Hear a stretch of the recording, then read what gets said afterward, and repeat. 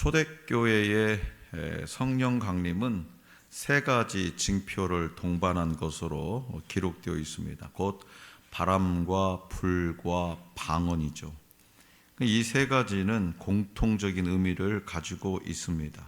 그래서 유대인들의 전통에 따르면 이 세 가지는 모두 하나님의 임재하심을 나타내는 표시예요. 바람, 불, 방언. 이거는 유대인들의 오랜 전통에 따르면 모두 하나님의 임재하심을 나타내는 표식입니다. 히브리어로 루하흐는 하나님의 영을 포함한 영을 의미하는 단어로 바람, 호흡, 영을 뜻해요. 루아흐.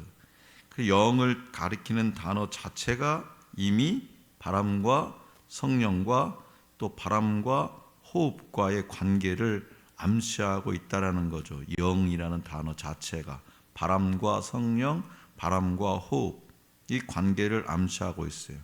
또 숨, 호흡이라고 하는 말의 헬라어 퓨누마는요, 바람이라는 의미로 사용된 경우가 거의 없어요. 숨, 호흡은. 그런데요, 동사형인 이 퓨누마의 동사형인 푸네오는 불다라는 의미로 바람과 관계가 있다. 결국에는 이 퓨뉴마도 바람과 관련이 있다라는 거예요. 그래서 바람으로서 성령은 보이지 않는 힘과 더불어서 그 근원을 관찰할 수 없으나 확실하고 때로 파괴적인 생명의 에너지와 관련이 되죠.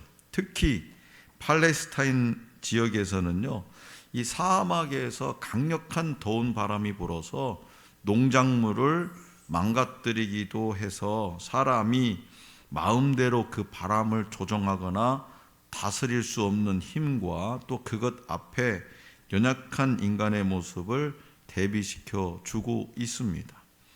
자, 오늘 오순절 성령 강림은 요엘 선지자가 말세에 관해 예언한 말씀이 성취된 사건이에요. 요엘 선지자는 하나님이 마지막 때에, 오늘 또 방금 전 우리가 마지막 날에라는 찬양을 했지 않습니까? 그 가사의 내용이에요. 마지막 때에 성령을 만민에게 부어줄 것을 예언했죠. 그것은 하나님이 성령을 각 사람에게 부어주셔서 예언과 이상과 꿈을 통해서 하나님의 계시가 풍성히 임하리라는 약속이었습니다. 또 요엘은 여호와의 크고 두려운 날이 이르기 전에 누구든지 여호와의 이름을 부르는 자는 구원을 얻으리라고 예언했어요. 예수님도 승천하시기 전에 성도들에게 성령을 보내주실 것을 약속하시면서 성령 강림을 기다리라 이렇게 명령하셨어요. 예수님이 말씀하신 대로 제자들은 다락방에서 기도하며 성령의 임재를 기다렸죠. 오순절이 되자 성령이 제자들에게 강하게 임재하셨습니다. 모인 사람들은 모두 성령으로 충만케 되었습니다. 성령의 임재는 위대한 역사를 알리는 신호탄이었어요. 성령의 임재는 또 구원이 가까웠음을 보여주는 사건이 되었습니다. 자, 그렇다면 성령 강림 사건 이후 마가의 다락방에 있던 제자들과 또 성도들에게 어떤 일들이 일어났을까요?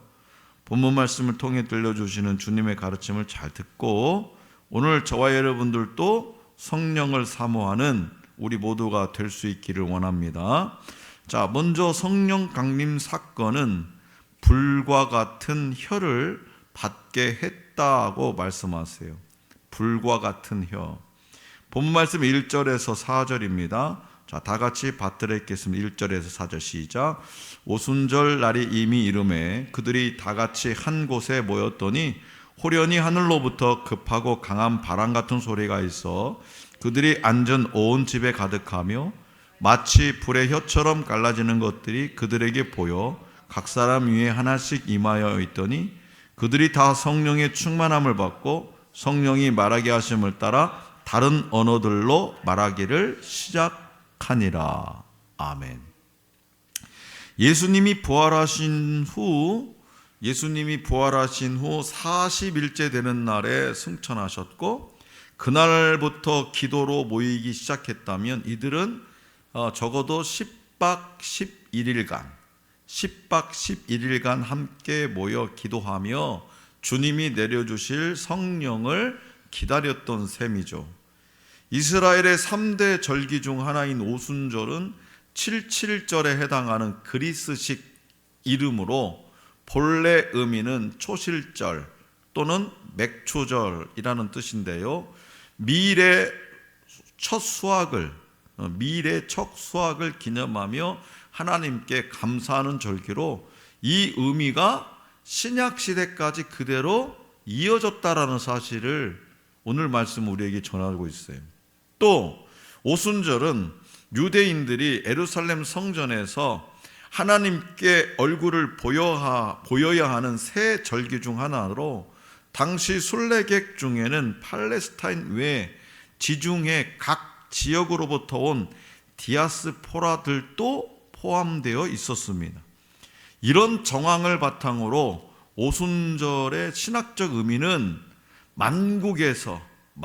여러 지역에서 여러 나라에서 하나님의 백성을 모으는 수확의 때라고 이해할 수도 있고요, 이것이 하나님의 능력이 나타남으로 촉발되었다고 이해할 수 있지요. 오순절 바로 그때에 하늘로부터 급하고 강한 바람 같은 소리가 나타나서 온 집에 가득합니다. 바람은 좀 전에 말씀드렸다시피 구약시대부터 성령의 형상을 일컫는 표현으로 그 집에 성령의 충만한 세례가 임했음을 알 수 있습니다. 기도하던 이들 각자에게, 한 사람 한 사람에게 불의 혀가 임합니다. 여기서 불은 혀를 수식하는 것으로 이들에게 말씀을 전하는 불과 같은 하나님의 능력이 임했음을 암시하고 있어요. 이들은 모두 성령 충만하여 성령의 능력으로 각기 다른 언어들로 말하기 시작합니다. 여기서 다른 언어는 예수님의 제자들이 배운 적 없는 외국어를 의미해요. 이는 창세기 11장 바벨탑 사건을 떠오르게 하죠. 그때는 언어로 인해서 사람들이 분열되었지만 지금은 언어를 통해서 복음이 전해지고 있습니다. 하나님은 과거에 선언하신 저주를 복으로 바꾸셨죠. 성령이 오심으로 이 일이 가능케 되었습니다. 다시 말해서 오순절 사건에서 언어의 장벽이 무너진 것은 성령의 역사로 하나님과 인간의 관계는 물론 인간 상호 간의 관계도 회복이 가능해졌음을 상징적으로 보여주고 있어요.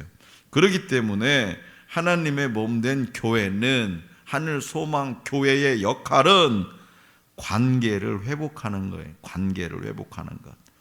관계를 회복하려면 어떻게 해야 돼요? 그렇죠. 문을 활짝 열어야 돼. 내 마음의 문도 열어 제껴야 되고 교회의 문도 활짝 열어놔야 돼. 그래야 상대방이 들어오죠.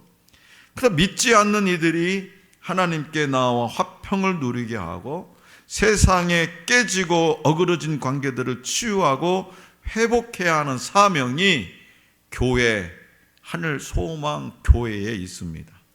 하나님은 교회를 말씀의 능력을 가진 당신의 군대로 세우셨어요. 오늘 저와 여러분들을 말씀의 능력을 가진 당신의 군대로 세우셨다라는 거예요. 그래서 열방에 복음을 전하기 위해서 다른 언어는 필수입니다. 이렇게 성령은 복음 전하는 일을 돕기 위해서 제자들에게 임하셨습니다. 오늘 저와 여러분 역시 성령의 도우심을 힘입어서 복음에 충성된 일꾼이 되어야 되죠.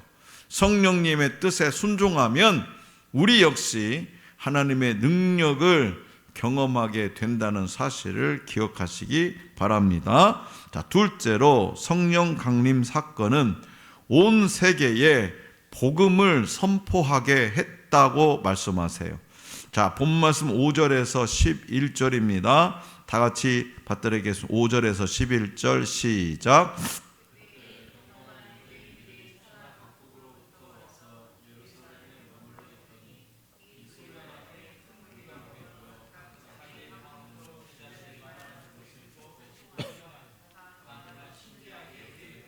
보라, 이 말하는 사람들이 다 갈릴리 사람이 아니냐? 우리가 우리 각 사람이 난 곳 방언으로 듣게 되는 것이 어찌 됨이냐?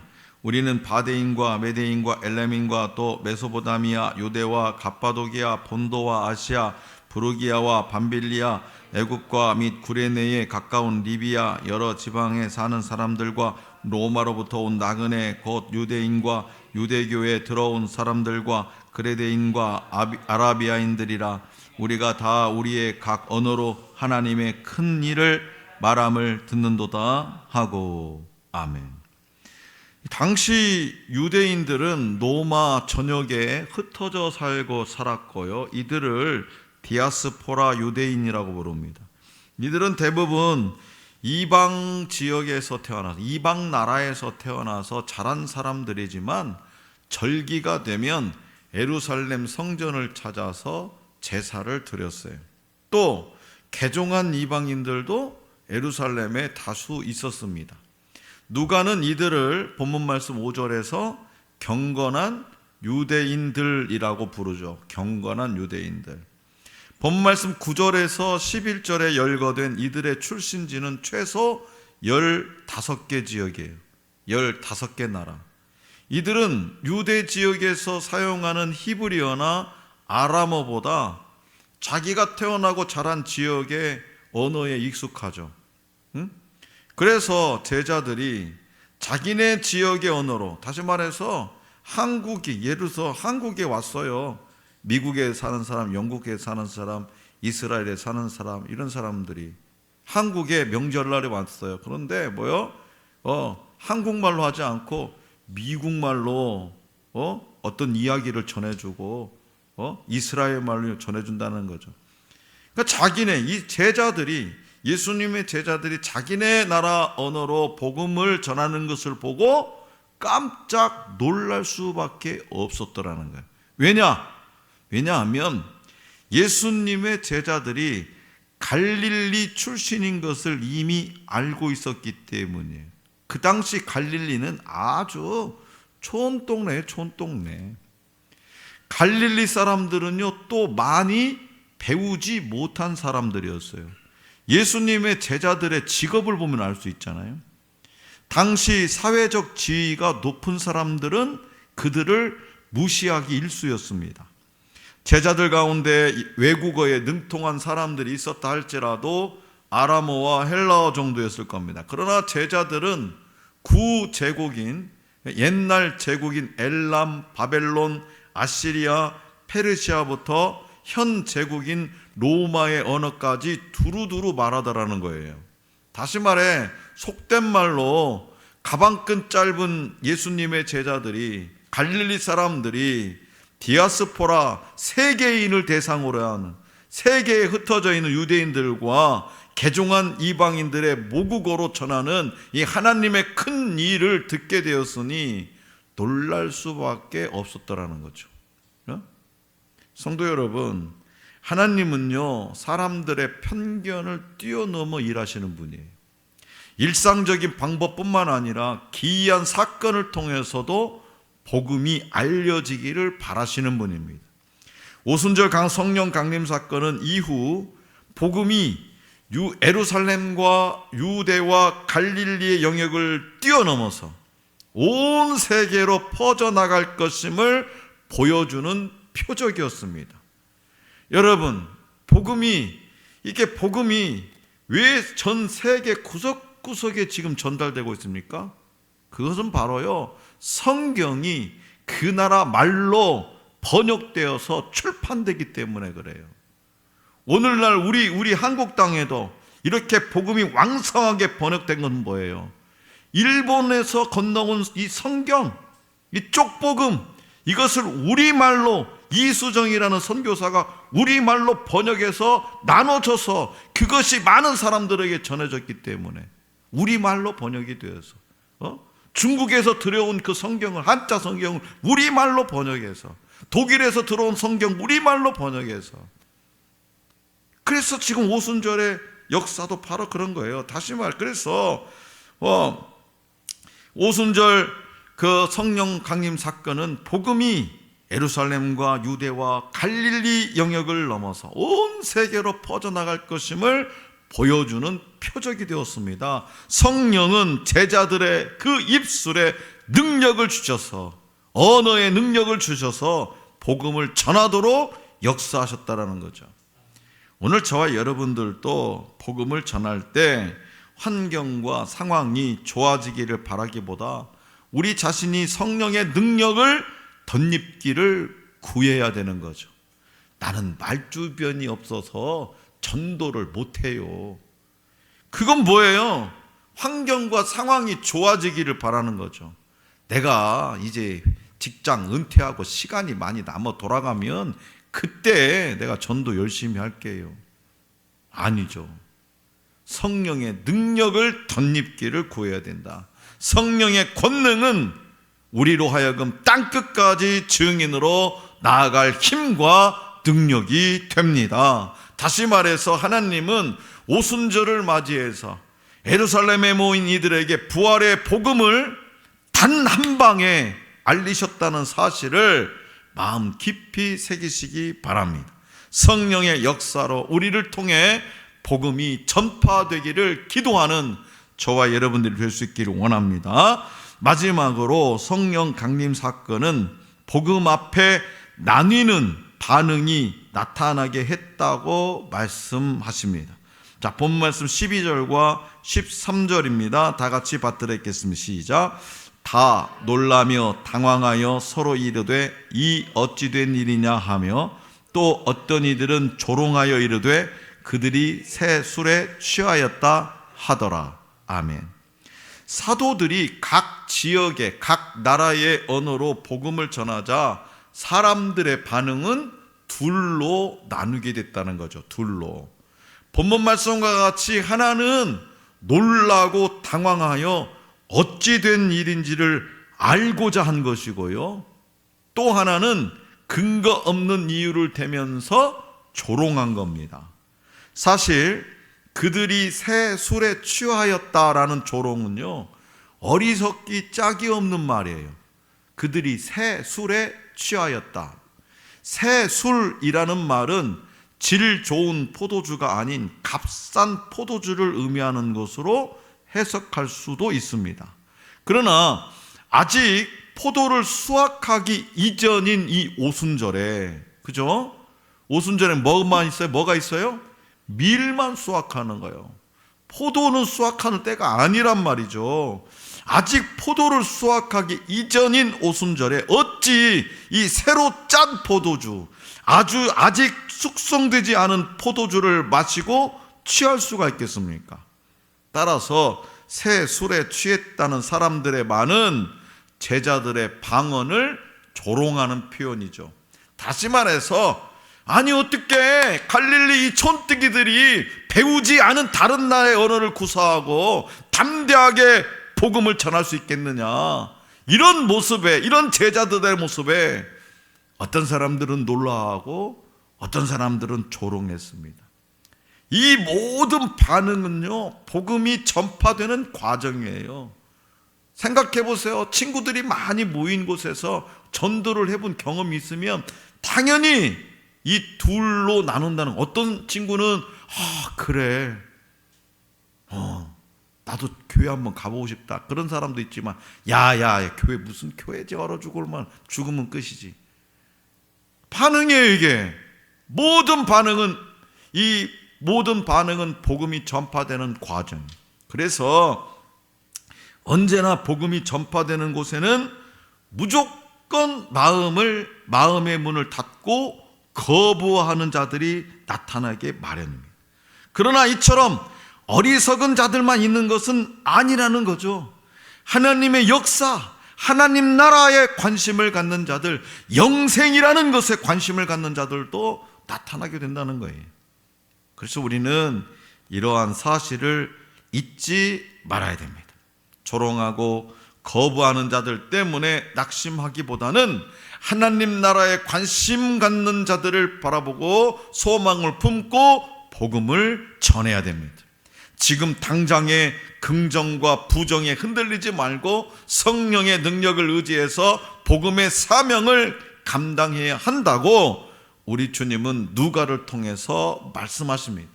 복음을 조롱하는 자들을 개의치 말고 충성스럽게 복음을 전해야 한다고 말씀하세요. 자, 사랑하는 성도 여러분, 음악에는요 음치가 있어요. 음악에는 음치가 있듯이 세상에는 신령한 사물에 대해서 소경이요 귀머거리요 벙어리인 영치들이 있습니다. 영치. 성령으로 영감을 받지 않은 사람은 영적으로 보지 못하고 알지 못합니다. 바리새인들은요 성경을 연구하고 가르치기 위해 사는 사람들이었습니다. 하지만 말씀의 주인이신 예수님을 십자가에 매달려 죽게 했죠. 죽였죠. 죽게 한 것이 아니라. 엠마오 도상으로 가던 두 제자의 생각과 화제는요 예수님의 죽음과 부활이었어요. 부활하신 예수님이 그들과 함께 가시면서 이야기를 하고 있는데도 그들은 예수님을 알아보지 못했어요. 왜 그랬을까요? 그들의 언어와 생각은 예수님께 가까이 있었어요. 말과 생각은. 하지만 그들의 몸과 행동은 예루살렘에서 점점 떠나고 있는 것으로 미루어 볼 때 정작 그들은 예수님에게서 점점 멀어져 가고 있었다라는 거죠. 죽어버렸어. 끝이야. 이제 끝장난 거야. 자, 성도들의 삶에 성령의 역사, 성령의 기름 부음은 매우 중요합니다. 일찍이 존 칼빈은요 성경은 성령의 내적 조명이 있어야 깨달을 수 있다라고 말했어요. 성령의 내적 조명이 있어야 성경의 말씀들을 깨달을 수 있다. 왜냐? 모든 성경이 성령의 감동으로 기록되었기 때문이에요. 다시 말해서 성령의 역사, 성령으로 기름 부음을 받아야만이 하나님의 말씀을 깨달을 수 있기 때문입니다. 선포되는 말씀인 설교도 마찬가지예요.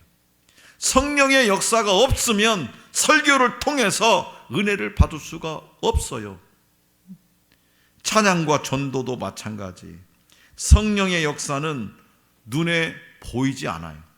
그래서 받는 사람 외에는 알 수가 없어요. 교회의 직분이나 봉사는 눈에 보이지만 성령의 임재는 그렇지 않아요. 많은 사람은 눈에 보이는 것에 치중하죠. 많은 사람들은 보이지 않는 성령의 역사를 중시하는 사람은 많지 않습니다. 그렇기 때문에 영적인 일에 무지한 사람이 되지 않도록 주의해야 되는 거죠. 성령 충만한 사람은요 교회에서 봉사를 하더라도 조용히 합니다. 누가 알아주건 말건 오직 하나님만 바라보면서 충성합니다. 성령이 충만한 사람은요 목사님이 설교로 죽을 쓰건 말씀은 그 할렐루야예요. 왜요? 그 안에서 성령의 역사하심이 느끼기 때문이죠. 지적으로 판단하지 않아요. 감동을 주냐, 내 마음에 감동이 있냐 없냐, 재미가 있냐 없냐 따지지 않습니다. 성령이 충만한 사람은요 절대로 교회에 분열을 일으키지 않습니다. 성도들이 꽃처럼 예쁘게 보여요. 그러므로 성령으로 기름을 부음받아 이 시대에 사용되는 존귀한 복음에 충성된 일꾼들이 될 수 있기를 원합니다. 성령의 권능으로 땅끝까지 하나님의 큰 일을 증언하는 사명자가 될 수 있기를 간절히 기원합니다.